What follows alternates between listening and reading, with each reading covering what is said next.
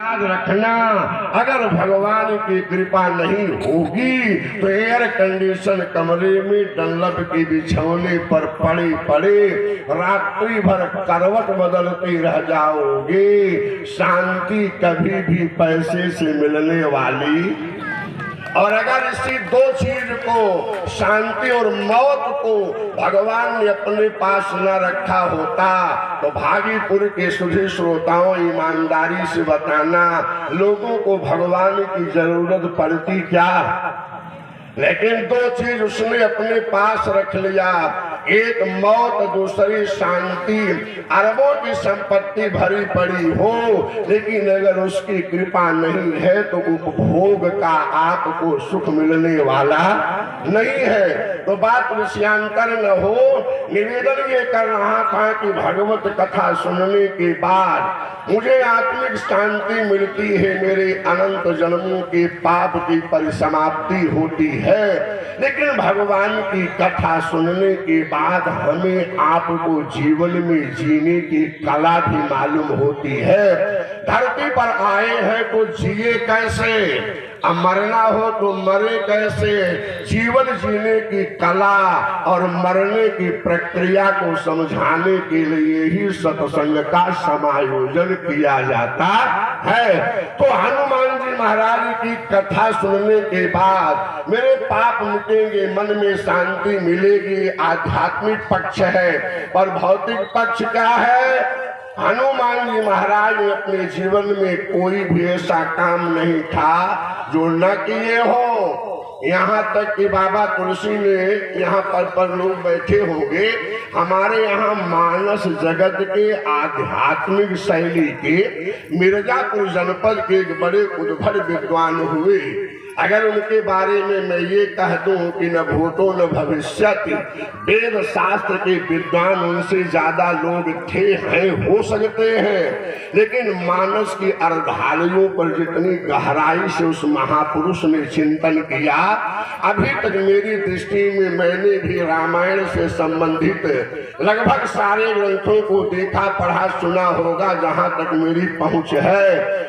लेकिन पंडित राम किंकर उपाध्याय जैसी पैनी दृष्टि किसी की गई नहीं। और आज भी भारत का कोई रामायणी राष्ट्र स्तर से लेकर के निचले लोग तक जब तक पंडित राम किंकर उपाध्याय के भावों को अपनी कथा में नहीं कहते तो कथा में चार चांद नहीं आता। अब वो इसी कछवा रोड के मिर्जापुर जिला के पंडित शिवनायक उपाध्याय को चौथे पन में हनुमान जी की आराधना से मिले थे, इकलौते लाल थे वो, इसीलिए उनका नाम रखा था राम किंकर। किंकर माने सेवक, माने राम का सेवक। जब तक राम किंकर जी अपने 90 वर्ष तक जिए, तब तक आज भी बरैनी में वो हनुमान जी का प्राचीनतम मंदिर मौजूद है। हनुमत जयंती के अवसर पर 7 दिनों के लिए साल भर में कथा का आयोजन करते थे। भारत के सारे आहूत अनाहूत सब विद्वान वहां पहुंचते थे। कथा शाम 7 बजे से बाबा यमुना प्रसाद जी शुरू होती थी और समापन होता था भोर 5 बजे। याद रखना, लगातार 15-15 मिनट लोगों को बोलने का मौका मिलता था। शाम 7 बजे से शुरू हो, अब भोर 5 बजे तक उठने के समय पर छोड़ दिया जाता था। इतने व्यास जाते थे, 15-15 मिनट बोलने का मौका मिलता था। मैं भी 2 बार वहां जाने का सौभाग्य पाया महापुरुष के चरणों में अपनी वाणी का अर्घ अर्पित करने के लिए। कभी भी जब उनको कोई समस्या आती थी तो हनुमान जी के मंदिर के सामने जाकर बैठ जाते थे, अक्षित में लिख करके उन्हीं के सामने फेंक देते थे। फिर किसी भक्त से एक उठवा लेते थे, उसी के अनुसार वो अपनी समस्या का समाधान नित्य करते थे और भक्तों का कराते थे। सिद्ध थे हनुमान जी, साक्षात दर्शन दिया था उस महापुरुष को। उन्होंने गद्य में यद्यप उनके 90 ग्रंथ हैं इस समय, लेकिन पद्य उस व्यक्ति ने केवल यही 4 लाइन का बनाया। उन्होंने अपने जीवन में कविता जो लिखा उसमें लिखते हैं, यदि मेरे अंजनी लाल का अवतरण इस धरा धाम पर ना हुआ होता तो धरती के 6 काम ना होते। बोले कौन कौन? कायांजनी नाया तेरी सभ्य आंजनी माने अंजनी पुत्र माने आंजनी है। बोली आंजनी नाया तेरी सभ्य थी धारा के बीच, तो भूमि भार धारी को स्नेह से उठाता कौन?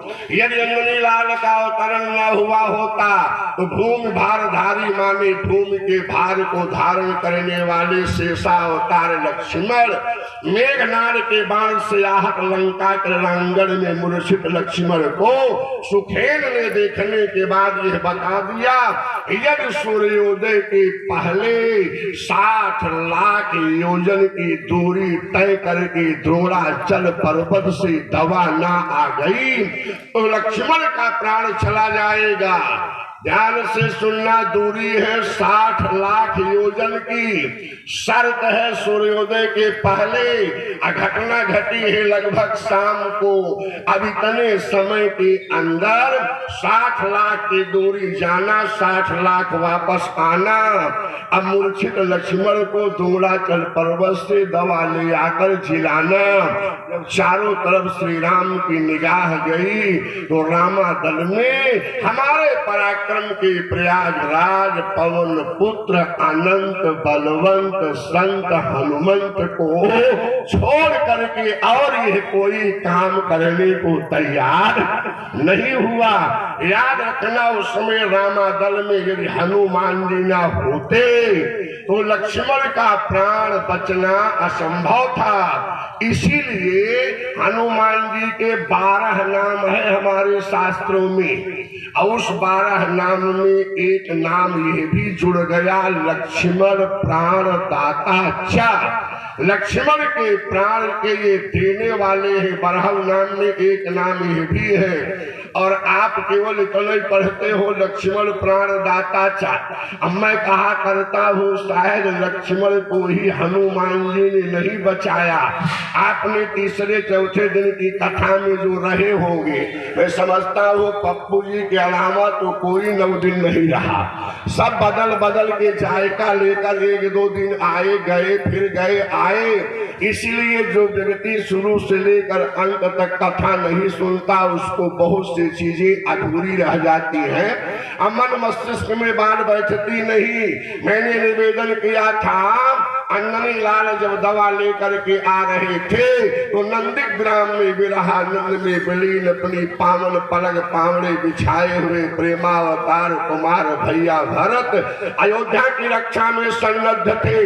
गगन मार्ग से उड़ते हुए अंजनी लाल को निशाचर समझकर बिना फर के बाण भरत ने धनुष पर चढ़ाया, खींच कर मारा। तुरंत वज्र वज्रांग अंजनी लाल की छाती में बाण लगा, पर्वत को फेंका ऊपर। अंजनी लाल ने उनके पिता पवन ने संभाल लिया। बाण के प्रभाव से अंजनी लाल नीचे आए। वहां की कथा नहीं सुनाना केवल ये है कि हनुमान जी के मुंह से ये शब्द निकला था, यदि मेरे जाने में विलंब हुआ तो लक्ष्मण का प्राण तो बाद में जाएगा, कहीं उनके पहले राम ही दुनिया छोड़ दे। ध्यान से सुनना, राम जी कहे भी गीतावली रामायण में मैं लक्ष्मण का मरना नहीं देखूंगा, मैं पहले मरूंगा। लक्ष्मण के वियोग को नहीं बर्दाश्त कर पाएंगे राघव, और राघव के मरने की सूचना अशोक वाटिका में बंदनी जनक नंदनी को जब मिलेगी तो भगवती सीता अपने प्राण को रख पाएगी? सीता छोड़ देगी लंका में प्राण। और तीनों के मरने की सूचना जब अयोध्या में कौशल्या सुमित्रा के कान में जाएगी तो माताएं तो सती होने से केवल रुकी ही इसलिए थी एक बार पुनः तीनों का दर्शन हो जाए। जब तीनों के मृत्यु की सूचना सुनेगी तो ये माताएं भी शरीर छोड़ देगी तो एक लक्ष्मण के मर जाने से पूरा रघुवंश समाप्त हो जाता। इसीलिए हनुमान जी ने केवल लक्ष्मण को नहीं बचाया, लक्ष्मण को बचा करके समझना पूरे रघुवंश की रक्षा कर लिया। इसलिए पूरा रघुवंश ले लिया है। कभी सुनाऊंगा कि सारे बानर भालू 14 वर्ष की वन यात्रा के बाद अयोध्या की धरती पर वापस आए। 6 महीने तक भगवान राम ने कुछ नहीं कहा, लेकिन 6 महीने के बाद हाथ जोड़कर अपने सखाओं को वस्त्र आभूषण दे करके जो जिस योग्य था सबको विदा करने लगे। कहे अब गृह जाओ सखा सब, अभजव मोह दृढ़ नेम, सदा सर्वगत सर्वहित जान करहु अति प्रेम। सबको विदा किया, लेकिन पूरे रामादल में जब हनुमान जी के विदाई की बारी आई तो न श्री राम आगे बढ़े, न सीता आगे बढ़ी, न भरत आगे बढ़े, न लक्ष्मण आगे बढ़े। भगवान राम ने जानना चाहा, थोड़ा परीक्षा लेकर देखूं, सबकी विदाई तो हुई, हनुमान की विदाई कौन करेगा। तो भगवान राम ने सीता से कहा, सीते को माता है तो ही अपने बेटे हनुमान को विदा कर दे। पूरा नहीं सुना रहा हूँ, एक वाक्य केवल एक एक सबका सुना रहा हूँ। भगवती सीता जब ये शब्द सुनी तो रोने लगी। बोले सरकार एक तरफ कह रहे हो कि मेरा बेटा है हनुमान, और दूसरी तरफ विदा की बात करते हो। कोई माँ अपने लाल को अपने से अलग करती है कि मैं ही कर दूं। और सुनो सरकार, अगर यही हनुमान ना होते तो अशोक वाटिका में मैं रावण के अत्याचार से पीड़ित होकर मैं तो चिता में जलने की तैयारी कर रही थी कि आनी का ठरची अरे चिता बनाई, आनी का ठरची चिता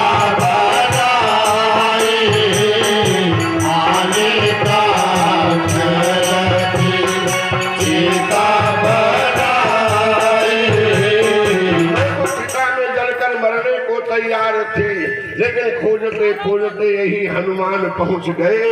अगर मेरे मांग के सिंदूर को आज बचाया है तो केवल इसी हनुमान ने। इसलिए मैं इतनी कठोर हृदय नहीं हो सकती कि अपने को जिसने मुझे जीवन दिया ऐसे बेटे को मैं अपनी आंख से ओझल कर सकूं।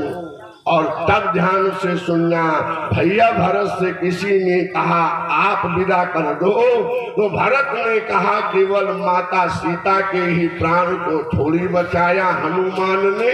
अरे मैं भी अयोध्या से आने का 1 दिन का समय अवशेष रह गया था, तो सारे अयोध्या के नर नारियों से आज्ञा लेकर मैं भी चिता में जलने की ही तैयारी कर रहा था। लेकिन राम विरह सागर महा भरत मगन मन होत, तब तक विप्र रूप धरि पवन सुत आई गयउ जन पोत। यही हनुमान न होते तो मेरा भी प्राण चला गया होता। इसलिए मैं अपने प्राण देने वाले हनुमान को विदा नहीं कर सकता।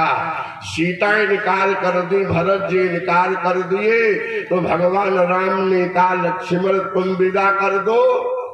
तो लक्ष्मण कहे सरकार हम विदा कर पाएंगे, आप सुन ही रहे हो। लक्ष्मण ने कहा इनका नाम ही है लक्ष्मण प्राणदाता चा। ये ना होते तो 60 लाख योजन की दूरी से सूर्योदय के पहले दवा ले आकर जिलाने वाला रामादल में उस समय कोई दूसरा वीर नहीं था। मैं अपने प्राणदाता को कैसे विदा कर सकता हूँ। तीनों ने जब इनकार कर दिया तो भगवान राम ने शत्रुघ्न को बुलाया और बोले शत्रुघ्न तू ही विदा कर दे। हे बिटिया बैठ जा बोलो श्री रामचंद्र की। शत्रुघ्न ने कहा तू ही विदा कर दे। तो शत्रुघ्न ने कहा सरकार अगर मैं हनुमान को विदा कर दूंगा तो कल से हम लोगों को अयोध्या में कथा कौन सुनाएगा। याद रखना हनुमान जी जितना बढ़िया श्रोता थे उतना ही बढ़िया वक्ता थे। भगवान राम लक्ष्मण बैठे रहे सीता जी सिंहासन पर, धीरे से भारत जी हनुमान जी को बुलाए, बोले चलो बगीचे में घूम आवे। हनुमान जी चौंक गए कि राम दरबार छोड़कर बगीचा में चलूं, लेकिन गुरु आज्ञा गरेसी भरत बड़े हैं, आदेश तो आदेश है, चल दिए। जब गए बगीचे में तो भरत ने अपना पीतांबर उतारा, पत्थर की चट्टान पर बिछाया, हाथ जोड़ा, हनुमान से कहा हनुमान बैठ जा। जब हनुमान जी बैठ गए तो भरत और शत्रुघ्न दोनों भाई हाथ जोड़कर हनुमान जी के सामने बैठ गए। बोले मैंने सुना है कि आप जितना बढ़िया भगवान की कथा के श्रोता हो उतना ही बढ़िया वक्ता हो, तो थोड़ा भगवान की कथा सुना दो। और लिखा तो तुलसीदास ने यहाँ तक है कि कथा हनुमान जी सुनाने लगे, अब भरत शत्रुघ्न सुनने लगे। भोजन का समय हो गया, दोपहर भोजन का समय, तो इन लोगों को भोजन की याद ही नहीं, कथा में इतने मस्त हो चुके थे।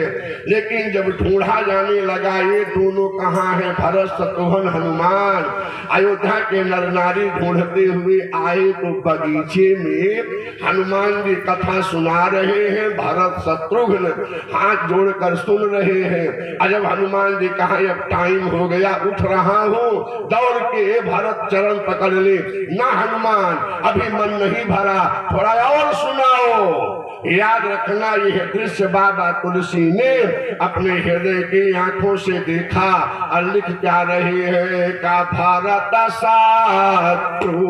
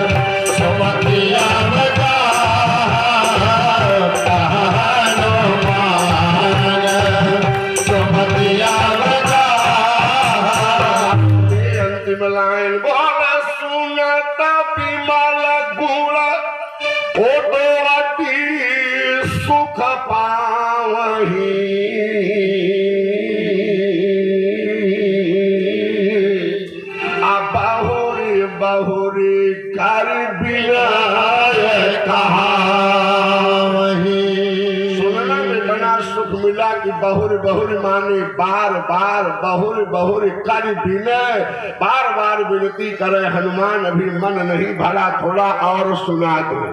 और याद रखना भगवत कथा सुनने में दोनों इतना तदाकार हो गए कि इनको भोजन की याद भी नहीं रह गई।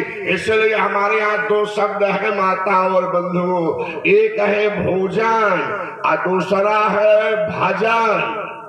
भाजन और भोजन में कई अक्षर, देखना भाजन में भी 3 अक्षर है, भा जा ना, अब भोजन में कई अक्षर है बताओ बेटी, बोलो सियावर रामचंद्र की।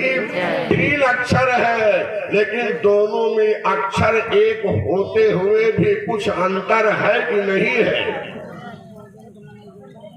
एक अंतर है क्या? भाजन में कोई मात्रा नहीं लगी है, अब भोजन में ऊपर मात्रा लगी हुई है। इसका मतलब क्या हुआ कि भोजन जब भी करिएगा तो मात्रा के अंदर करिएगा। आज भंडारा है इसलिए कह रहा हूं, ध्यान से सुनिएगा। भंडारा के दिन भोजन पर विशेष बोलना पड़ता है, क्योंकि हमारे यहाँ एक देवता थे, उनका नाम ही था, उनके लड़के आए न हो, उनका नाम था हाथी। अगर उनको भोजन का निमंत्रण मिल जाए तो एक दिन पहले ही भोजन बंद। और जब गए बढ़िया निमंत्रण से भोजन करके आए, चारपाई के धड़ाम से गिर पड़े। पत्नी ने कहा क्या हुआ? कहा यान का दाना तान के खाना, मर जाना परवाह नहीं। थोड़ा इतना ज्यादा खींच लिया हूँ कि अब बैठा नहीं जाता। तो पत्नी के मुंह से निकला इतना ज्यादा हो गया है, तो अलमारी पे हाजमोला की एक टिकिया रखी हुई है, खा लो बच जाएगा। बिगड़ गए कहा नालायक, अगर टिकिया खाने की जगह होती तो 4 कचौड़ी और न चढ़ाया जाता। ध्यान से सुनिएगा, अजब के भोजन में मात्रा है। मैंने एक जगह सुना, एक महोदय भोजन करने गए, लौट के आए, नई नई बहू आई थी। उसने कहा जल्दी बहू खाट बिछाओ, मैं बैठ नहीं सकता हूँ। वो बिछाई बेचारी, उसी पे लेट गए तो बहू रोने लगी। तो किसी ने कहा रो क्यों रही हो? कहा हमारी भाग फूट गई, मैं किस घर में आ गई। कहा क्या भाग फूट गई? कहा देखिए हमारे ससुर जी भोजन करके वहां से आए तो हमको यहाँ चारपाई तुरंत बिछाना पड़ा, तब लेटे। तो कहा तुम्हारे यहाँ क्या होता है? कहा हमारे यहाँ जो भोजन करने जाता है वहीं से खटिया पे लदा लदाया। अजय बार आया होगा तब से हमारे यहाँ खटिया बनवाने की जरूरत ही नहीं पड़ी। जो लद के आए तो खटिया वहीं रह गई, यहाँ तो हमको खटिया बिछाना पड़ रहा है। ध्यान से सुनना, ये हमारे यहाँ एक आपे की बिरादरी का नहीं, हमारे बिरादरी में भी एक कथा वाचक थे। मेरे बगल में भोजन करने बैठे, परोसने वाले ने पूछा महाराज दूध ले आऊं कि दही? बिगड़ गए, कहा भगवान ने तुमको कोई कटोरा नहीं दिया है, दोनों ले आओ। और जब दोनों ले आए तो दही तुरंत ही पी गए। दूध वाला कटोरा रखा था, परोसने वाली आई, मौजे महाराज 4 पूरी और इसी में मीस दूं? फिर बिगड़ गए, कहा मैंने एक बार रोका।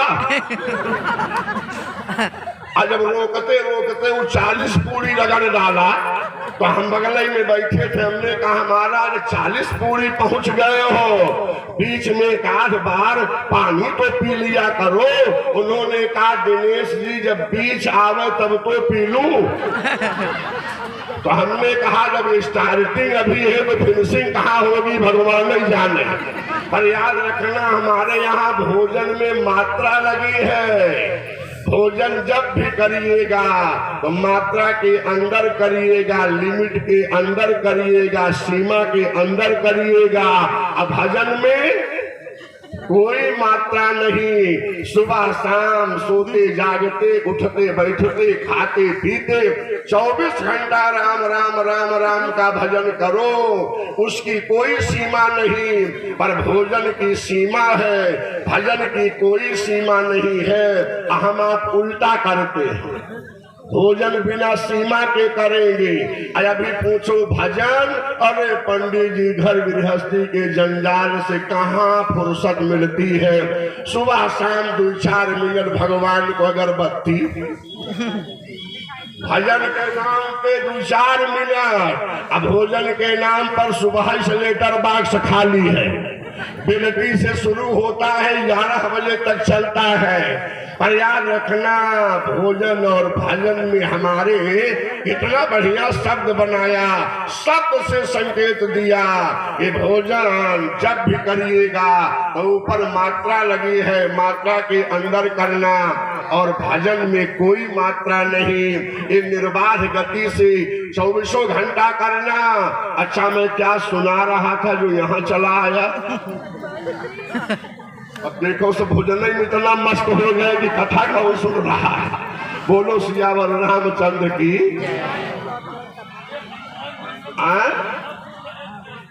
हाँ बोलिए सिया रामचंद्र की। देखिए सिमुन्ना जी को लोग कहते हैं ऐसे है, ऐसे नहीं है, पूजन किए हैं, आज बुद्धि खुली हुई है।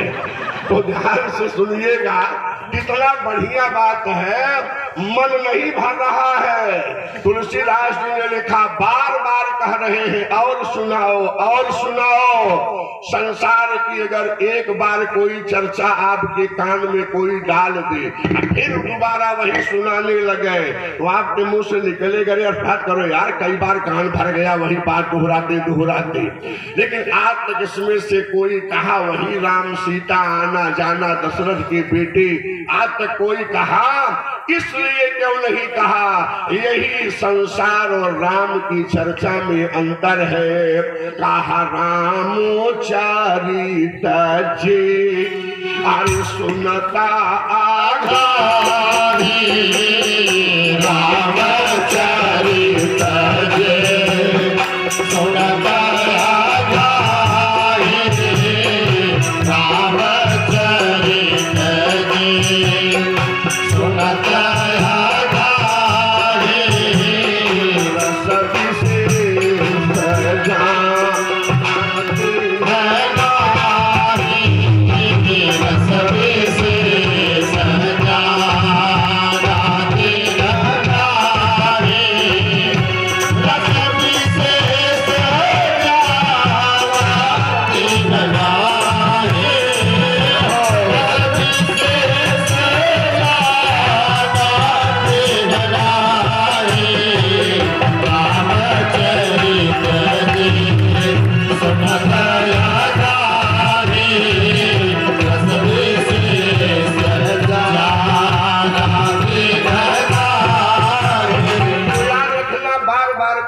भरत और शत्रुघ्न हनुमान अभी मन नहीं भरा और सुनाओ।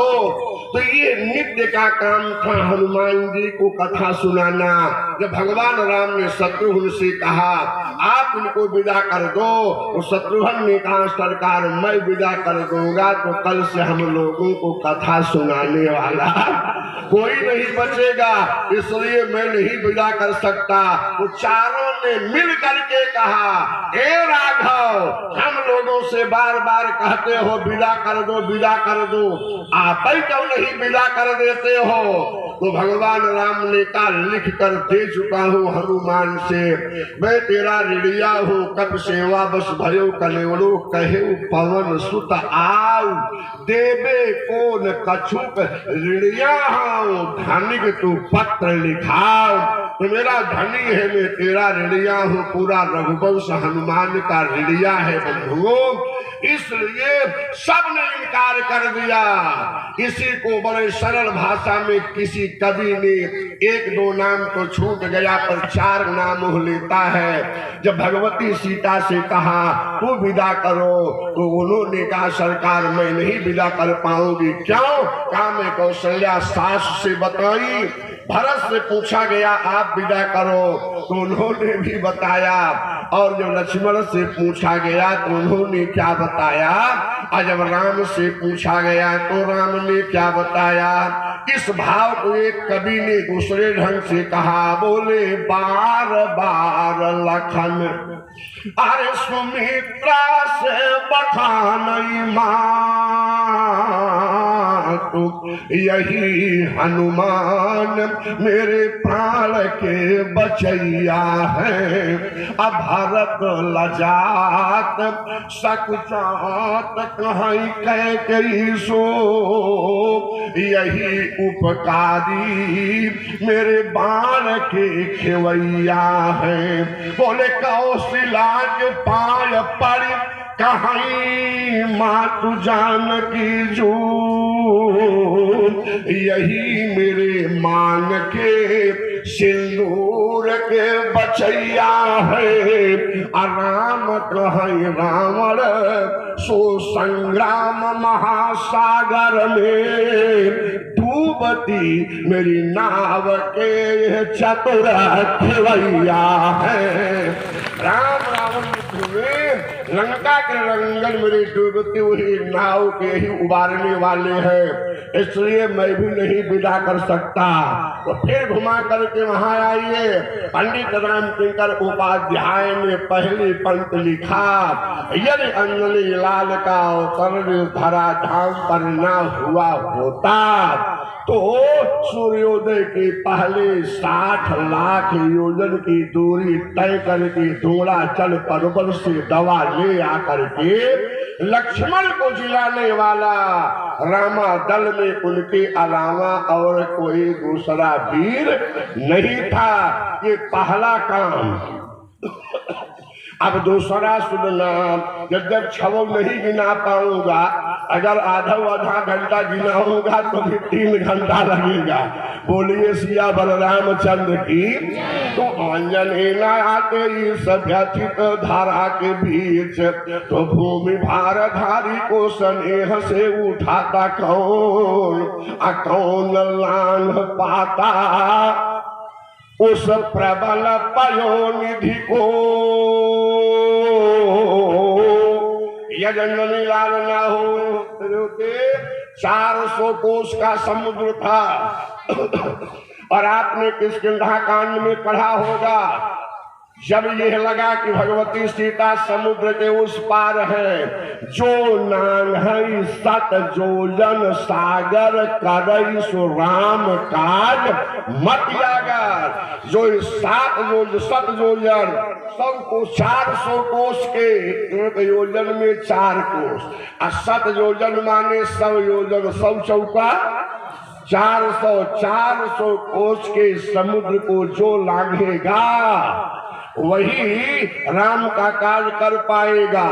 अब पूरा रामायण आप पढ़ते होंगे तो मालूम होगा, जितने बानर भालू थे सबने बोले निज निज बल सब काहू भाखा, लेकिन पार जान मह संशय सब अपने अपने बल का बखान किए। कोई कहा हम 10 जोजन जाएंगे, कोई 20, कोई 30। एक तैयार हुआ तो लोग सोचे चलो अब ये तो काम करेगा, लेकिन वो उलट दिया। बोले जाने की बात तुम्हें कर सकता हूँ, पर लौटने की कोई गारंटी। उसको आप जान ही रहे हो कौन है। बोले अंगद कहाई अरे जाऊं मोए पारा, लेकिन जिये संशय कछु फिरती बारा। अच्छा कोई जाए लौटे ना तो जाने का कोई फायदा। तो इसने कहा कि मैं जा तो सकता हूँ पर लौटने में गड़बड़ है। तब जामवंत सेनापति ने सोचा कि रामादल में अगर कोई समुद्र ही नहीं पार करेगा तो सीता का पता लगेगा नहीं, तो राम काज होगा कैसे। हनुमान जी को श्राप था